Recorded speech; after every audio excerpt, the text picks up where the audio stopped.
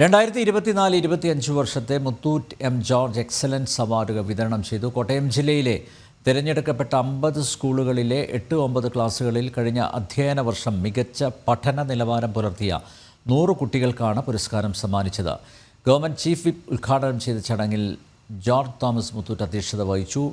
Chandy Oommen MLA, AEO Anil K Thomas, Muthoot Finance CSR മേധാവി Rohit Raj, Thomas V Kuriakose, Raj Philip എന്നിവർ സംസാരിച്ചു.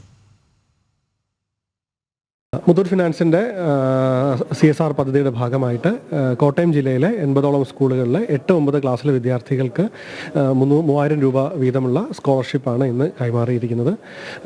മുത്തൂറ്റ് എം ജോർജ് ഫൗണ്ടേഷൻ എല്ലാവർക്കും അറിയാവുന്നതുപോലെ കഴിഞ്ഞ 15 വർഷമായിട്ടാണ് ഈ പദ്ധതി നടപ്പിലാക്കിക്കൊണ്ടിരിക്കുന്നത്. ഇന്ത്യ ഒട്ടാകെയുള്ള 788ഓളം ജില്ലകൾ കേന്ദ്രീകരിച്ച് ഈ പദ്ധതി നടപ്പിലാക്കിക്കൊണ്ടിരിക്കുന്നത് നിലവിൽ.